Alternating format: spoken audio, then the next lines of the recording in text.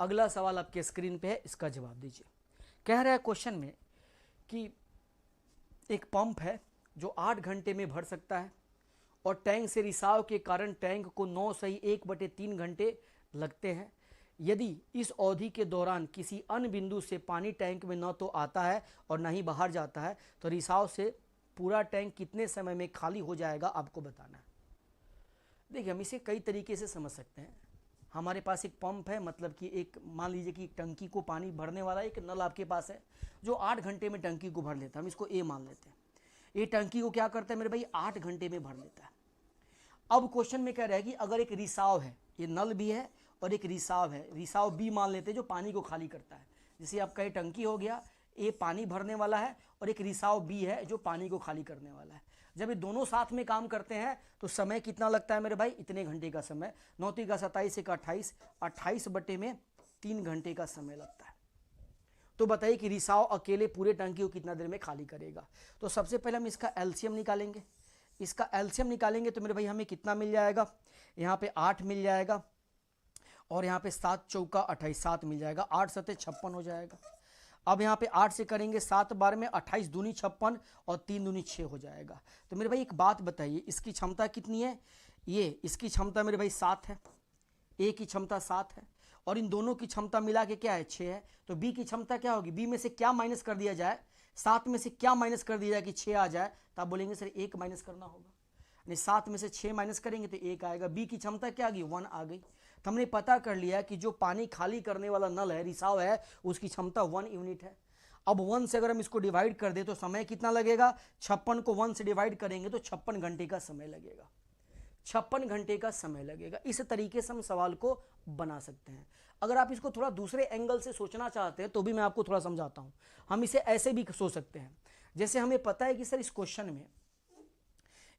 में हमें पता है कि जब ए जो है 8 घंटे काम करता है तो टंकी भर जाती है।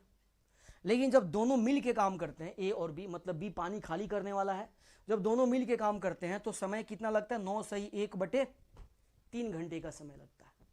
तो मेरे भाई एक बात बताइए कि ए को कितना देर ज़्यादा काम करना पड़ा, जब ये दोनों साथ में काम कर रहे हैं तो ए को कितना देर ज़्यादा काम करना पड़ा।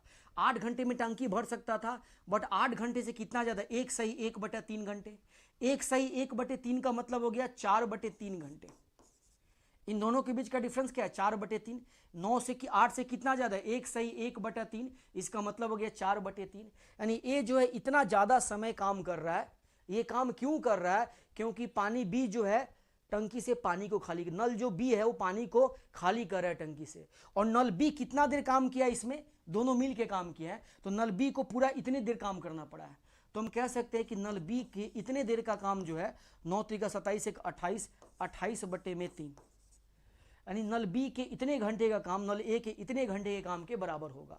तो हम इसे अगर सॉल्व करें तो ये और ये कट जाएगा, 4 से करेंगे एक बार में, 4 सते 28, यानी ए और बी के क्षमता का अनुपात निकालें तो 7 और 1 हो जाएगा।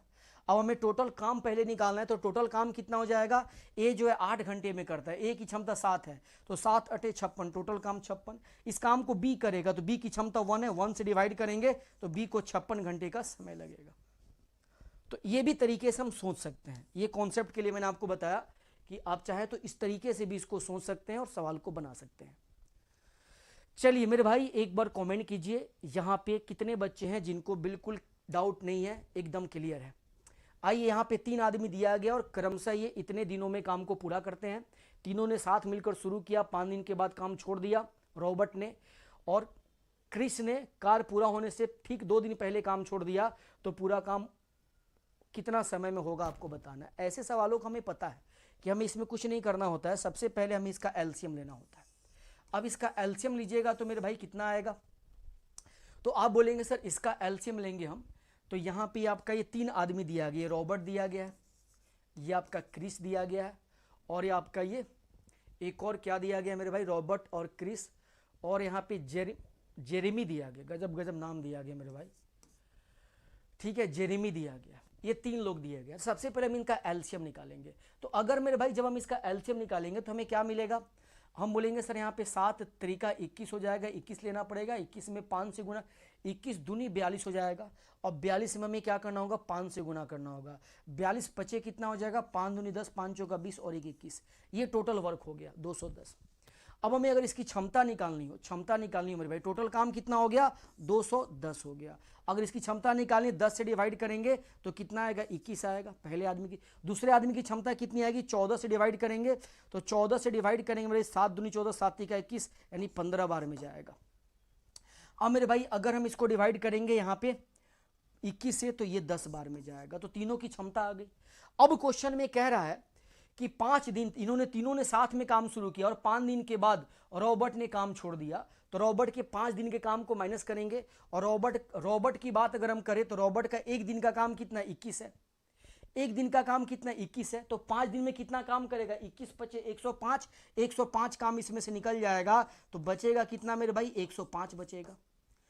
अब क्वेश्चन में कह रहा है कि काम पूरा होने से 2 दिन पहले किसने काम को छोड़ दिया, क्रिस ने छोड़ दिया, तो क्रिस के 2 दिन के काम को ऐड करेंगे, और क्रिस का एक दिन का काम 15 है, तो 2 दिन का काम 15 दूनी 30 होगा, 30 ऐड होगा तो 135 होगा।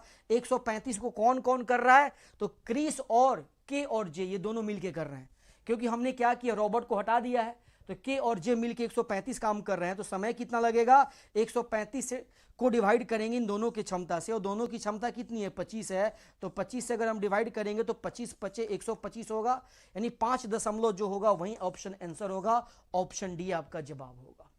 ऑप्शन डी क्या होगा मेरे भाई, आपके सवाल का सही जवाब होगा। क्या यह सवाल सभी को समझ में आ रहा है, हाँ या ना कमेंट करें, हाँ या ना कमेंट करें। बहुत ही बेसिक टाइप का सवाल है, टाइम एंड वर्क आपने किसी भी टीचर से पढ़ा होगा, ये टाइप कोई आपको ना बताए ऐसा नहीं हो सकता, नहीं बहुत ही बेसिक सा टाइप है, इसमें कोई दिक्कत नहीं होनी चाहिए। अगला सवाल आपको दिया गया है, 9 पुरुष और 8 महिलाएं किसी काम को 19 दिन में करती हैं, तो 9 पुरुष 9 दिन काम करते हैं, तो फिर काम छोड़कर चले जाते हैं, तो शेष काम 8 दिन में पूरा करने के लिए कितनी महिलाओं की आवश्यकता होगी, कितनी महिलाओं की आवश्यकता होगी, ये आपको बताना है। देखिए मेरे भाई आपको पता है कि 9 पुरुष जो हैं वो 8 महिलाओं के बराबर काम करते हैं, ठीक है। अब क्वेश्चन में कह रहा है कि 9 पुरुष 9 दिन तक काम करते हैं। ध्यान से देखिएगा, अगर आप बेसिक तरीका में उलझ जाएंगे तो बहुत ज़्यादा कैलकुलेटिव हो जाएगा, जहां पे 5 सेकंड लगना है वहां पे 25 सेकंड लगेगा, लेकिन थोड़ा सा लॉजिकल सोचेंगे तो बहुत जल्दी बनेगा। एक स्टेटमेंट ये आपके क्वेश्चन में दिया गया है, ये दिया गया है, और हमसे कह रहा है कि 9 पुरुष 9 दिन काम करते हैं। मेरे भाई यहां पे दिया कि 9 पुरुष 19 दिन में काम कर देंगे। 9 पुरुष कितना दिन में काम कर देंगे, 19 दिन में कर देंगे, और 9 पुरुष कितना दिन काम कर दिए, 9 दिन कर दिए, तो 9 पुरुष ने 9 दिन काम कर दिया, बच गया 10 दिन का काम, तो 9 पुरुष के 9 आदमी के 10 दिन का काम बच गया। अब इसी बचे हुए काम को कह रहा है कि करना है किसको, औरत को, और कितने दिन में करना है, 8 दिन में करना है, तो कितने औरत को लगाया जाए कि 8 दिन में काम पूरा हो जाए, तो हमने माना कि x औरत को लगा दिए, x औरत को, तो x औरत को लगाया, ठीक है, तो एक औरत की क्षमता W है, तो x औरत की क्षमता x इंटू W हो जाएगी, तो x औरत की क्षमता हो गई, और ये कितना दिन में काम करेंगे, 8 दिन में काम करेंगे। अगर एक औरत की क्षमता W है तो x औरत की क्षमता क्या होगी, अगर एक आदमी W काम करेगा तो 5 आदमी कितना काम करेगा, 5W, तो x आदमी कितना काम करेगा, XW काम करेगा, तो ये हो गई महिलाओं की क्षमता, और इंटू में कितना समय लगेगा वो, अभी दोनों क्या हो गया, बराबर हो गया। तो मेरे भाई थोड़ा सा ध्यान से देखिएगा, अगर हम इसको थोड़ा सा ध्यान से देखें तो 8W है, ये 8W है, और यहाँ पे 8W किसके बराबर है, 9M के बराबर है, तो हम यहाँ पे लिख सकते हैं कि 9M इंटू 10 बराबर में x, और इंटू में 8W की जगह पे क्या लिखेंगे, 9M लिखेंगे, 9M। 9M से 9M कट जाएगा, x बराबर क्या आ गया, 10, x हमने क्या माना था, महिलाओं की संख्या मानी थी, तो कितनी महिलाओं की आवश्यकता होगी, 10 महिलाओं की आवश्यकता होगी। ऑप्शन सी आपका जवाब होगा, ऑप्शन सी क्या होगा मेरे भाई, सही जवाब होगा। चलिए मेरे दोस्त अगले प्रश्न पे आते हैं, इसका जवाब दीजिए। अगला सवाल आपके लिए,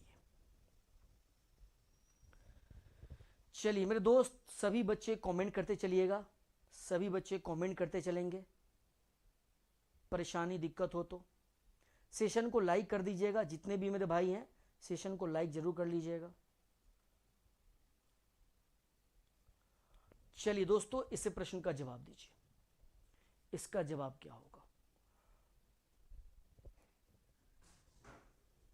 देखिए एक सवाल यहाँ पे क्या दिया गया है कि ए एक निश्चित काम को उतने ही समय में करता है जितने की समय में बी और सी मिलकर वह काम करते हैं।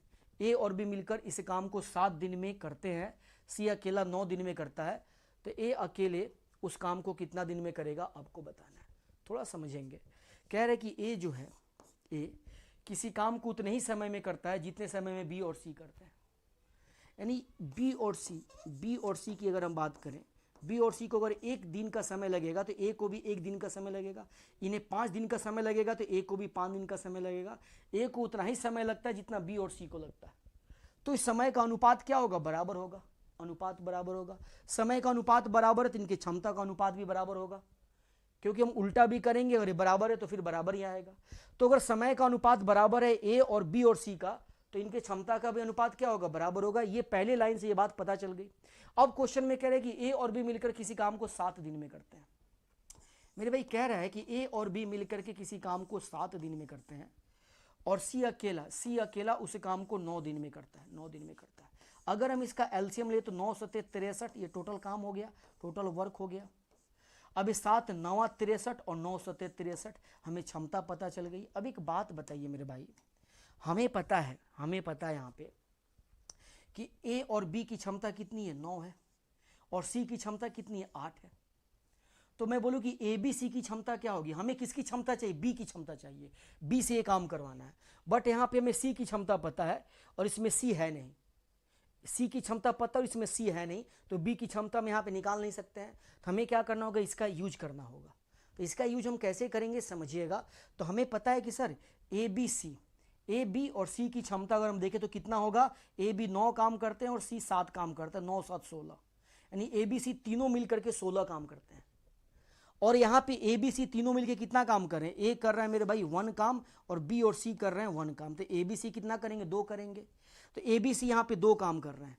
ए बी सी यहाँ पे कितना काम कर रहे हैं? 2 काम कर रहे हैं। तो अगर हमें इस क्वेश्चन में ए बी सी से 16 काम करवाना हो, 16, तो हमें क्या करना होगा? 8 से ऊपर नीचे गुना भाग करना होगा। तो अब ए बी सी कितना काम कर रहे हैं? 16 काम कर रहे हैं। तो हमें पता चल गया कि मेरे भाई ए की क्षमता कितनी है? 8। तो ए की क्षमता अगर हम यहाँ पे 8 लिख दें तो बी की क्षमता क्या हो जाएगी? ए और बी की क्षमता 9 है, 9 में से 8 जाएगा 1, तो बी की क्षमता 1 हो जाएगी। अब इसी 1 की क्षमता से बी काम करेगा तो टाइम कितना लगेगा? वर्क अपॉन में बी की क्षमता 1, यानी 63 दिन का समय लगेगा। कितने दिन का समय लगेगा? 63 दिन का। बी अकेले 63 डेज में काम को पूरा कर देगा। इंपॉर्टेंट सवाल है, बस थोड़ा सा सोचना है। आसान सवाल है, अगर आप सोचेंगे नहीं तो आपके लिए डिफिकल्ट हो जाएगा।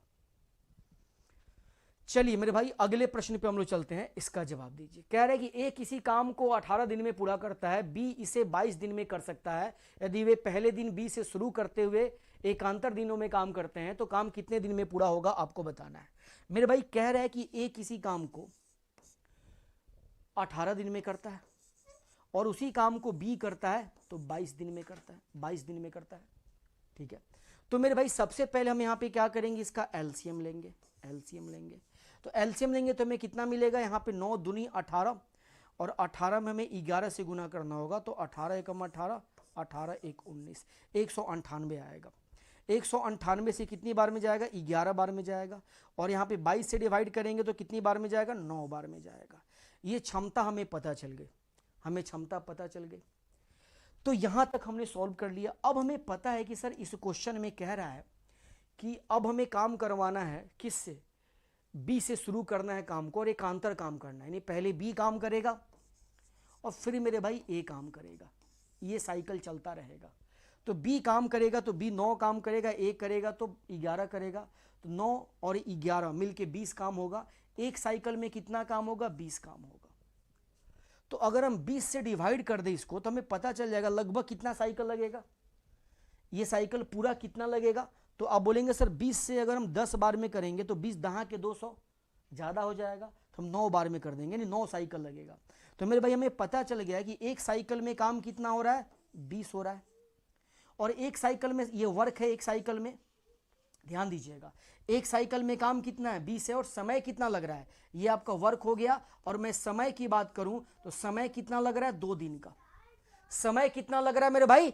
2 दिन का समय लग रहा है, क्योंकि 1 और 1 2, तो 2 दिन में 20 काम हो रहा है।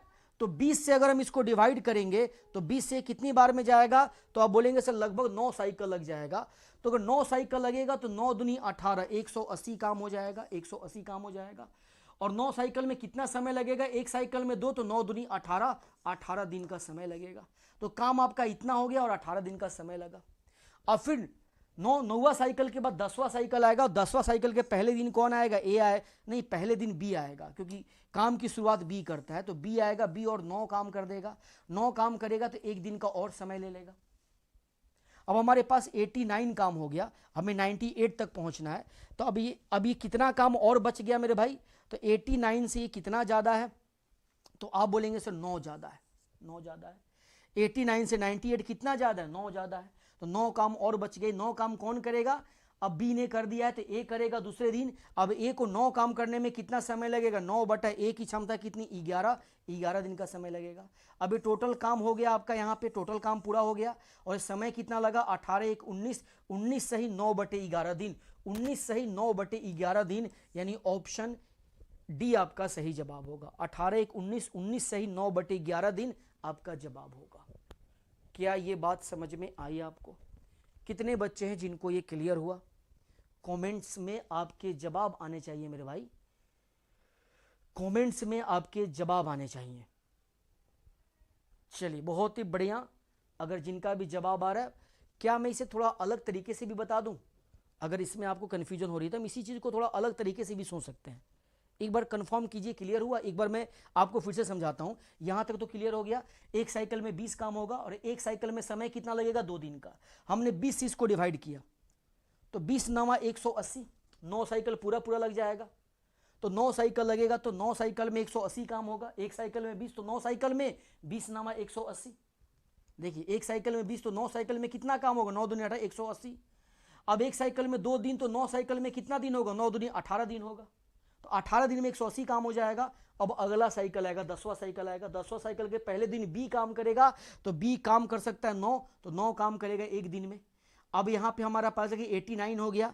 198 में से 89 माइनस करेंगे 189, तो 9 बचेगा।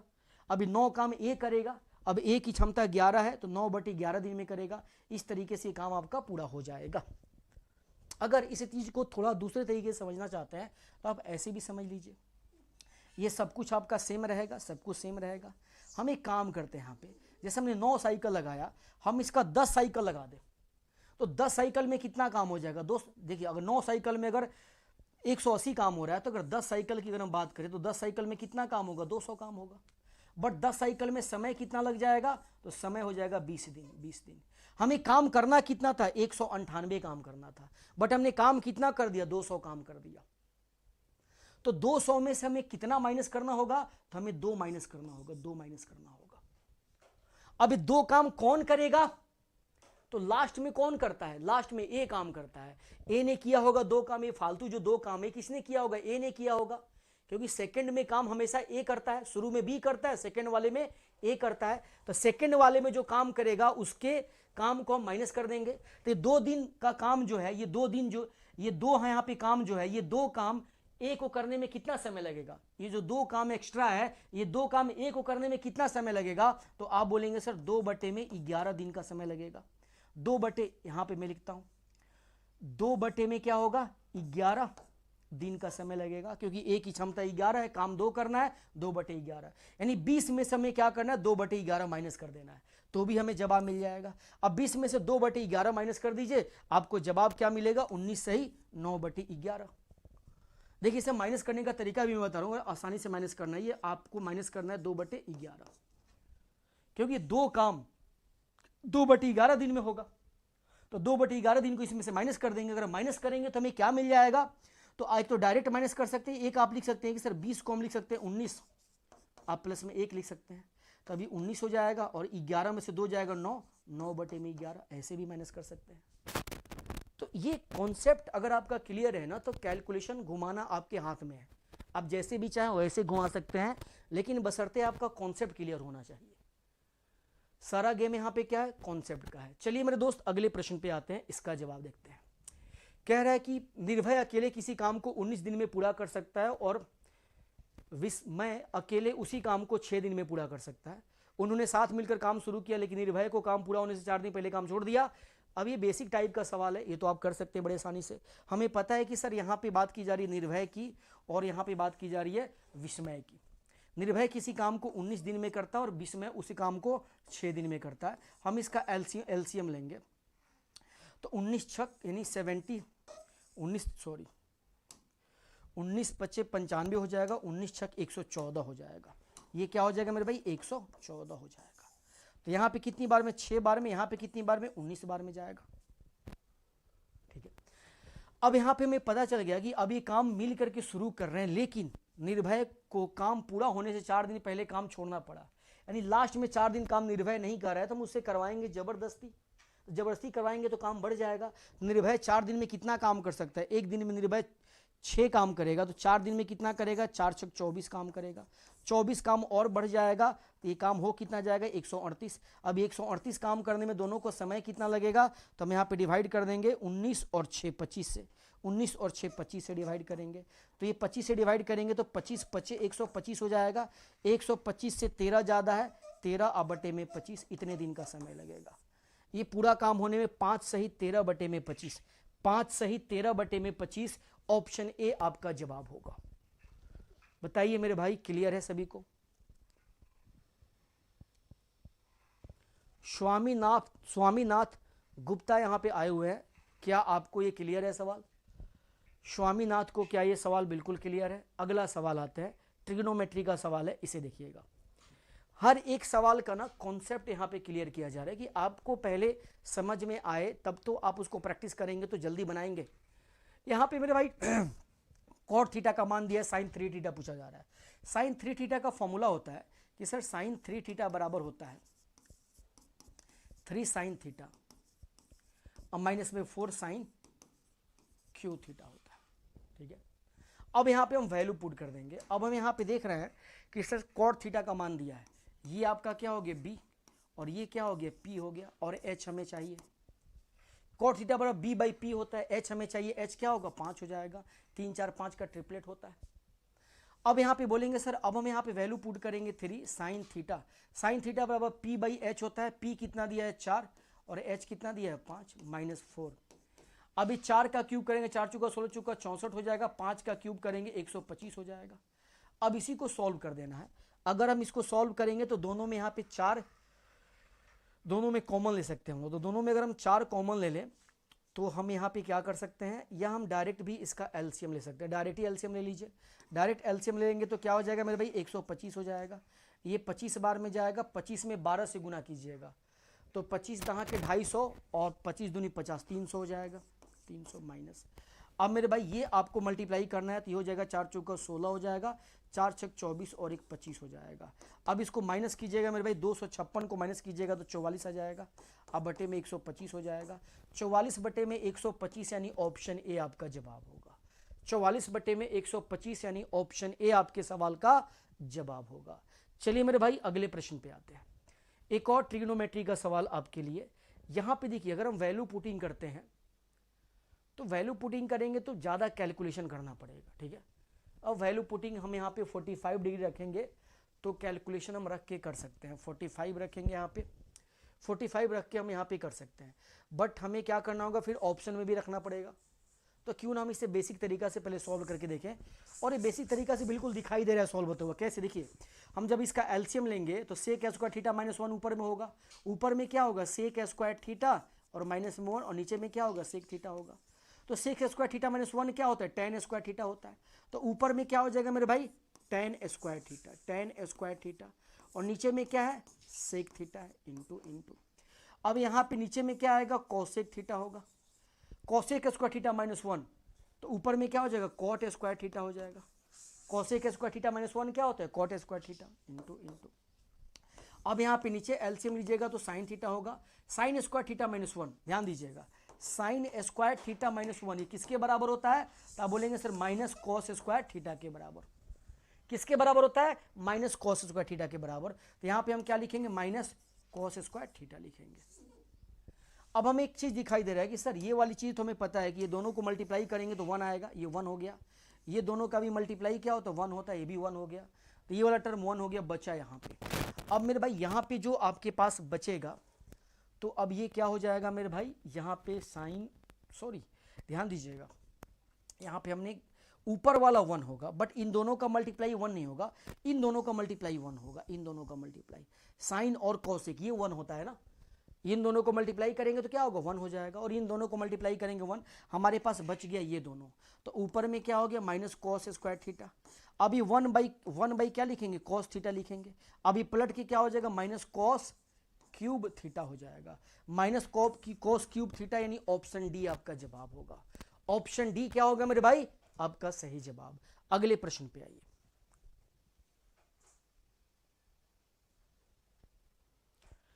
चलिए मेरे भाई इसका जवाब दीजिए, इस प्रश्न को आप कैसे बनाएंगे। यहां पे ध्यान से अगर देखा जाए तो आप बोलेंगे सर यहां पे अगर ये 2 साइन स्क्वायर ए और यहां पे सेक ए दिया गया है, ठीक है, और ये बटे में दिया गया इंटू 3। अभी रूट को पहले सॉल्व कर लेते हैं। अगर आपको थोड़ा सा पहले से पता है कॉन्सेप्ट तो इसका फॉर्मूला डायरेक्ट होता है, अगर नहीं आपको पता है तो आप सॉल्व कर लीजिए। जैसे कि tan स्क्वायर ए माइनस साइन स्क्वायर ए बराबर क्या होता है, ये होता है tan स्क्वायर ए और इंटू साइन स्क्वायर ए, ये फॉर्मूला होता है। अगर याद है तो डायरेक्ट आप पुट कर दीजिए, नहीं याद है तो आप सॉल्व भी कर सकते हैं। इसको अगर आप सॉल्व करना चाहते हैं तो कैसे सॉल्व करेंगे, तो आप बोलेंगे सर इसे लिख सकते हैं हम लोग साइन स्क्वायर ए अब बटे में कॉस स्क्वायर ए, tan स्क्वायर ए का मान, अब माइनस यहाँ पे साइन स्क्वायर ए रहने दीजिए, साइन स्क्वायर ए रहने दीजिए। अब दोनों जगह से अगर हम साइन स्क्वायर ए कॉमन ले लें तो हमारे पास बच जाएगा 1 by cos square A minus 1। तो नीचे में अगर हम एलसीएम लेंगे कॉस स्क्वायर ए तो ऊपर हो जाएगा 1 माइनस कॉस स्क्वायर ए, तो 1 माइनस कॉस स्क्वायर ए का मतलब हो जाएगा साइन स्क्वायर ए, 1 माइनस कॉस स्क्वायर ए का मतलब हो जाएगा साइन स्क्वायर ए। तो अब आप बोलेंगे सर साइन स्क्वायर ए को तो रहने दीजिए, और साइन स्क्वायर ए बटा कॉस स्क्वायर ए क्या होता है, tan स्क्वायर ए होता है, tan स्क्वायर ए होता है। यानी इन दोनों को जब हम सॉल्व करेंगे तो क्या मिलेगा हमें, दोनों का मल्टीपल मिलेगा, दोनों का क्या मिलेगा, मल्टीपल मिलेगा। तो यहाँ पर हम डायरेक्ट वैल्यू लिख सकते हैं कि सर रूट के अंदर हमें क्या मिलेगा, ये मिलेगा। तो रूट के अंदर जब मेरे भाई ये मिलेगा, ये मल्टीप्लाई में मिलेगा, ये माइनस में है तो क्या मिलेगा, मल्टीप्लाई में। तभी रूट से बाहर निकालेंगे तो बाहर निकल जाएगा, बाहर निकल के क्या आएगा, tan ए स्क्वायर है तो tan ए बाहर निकलेगा, साइन स्क्वायर ए है तो साइन ए बाहर निकलेगा। अब यहाँ पे कुछ कटने वाला है तो आप बोलेंगे सर ये साइन स्क्वायर ए है, तो साइन स्क्वायर ए से जो मेरे भाई थोड़ा और दिमाग लगाइए, यहाँ पे एक काम हम करते हैं डायरेक्ट, ये tan ए की जगह पे यहाँ पे हम क्या लिख सकते हैं, साइन ए और बटा कॉस ए, ऐसे भी लिख सकते हैं। अगर हम ऐसे लिख सकते हैं तो ये साइन स्क्वायर ये साइन स्क्वायर ए से कट जाएगा। अब ये 3 दूनी क्या होगा, 6 हो जाएगा ऊपर में, और ये नीचे में सेक ए और इंटू में कॉस ए। आपको पता है सेक और कॉस एक 1 होता है, तो 6/1 बराबर में क्या आएगा 6, यानी 6 आपके सवाल का जवाब होगा,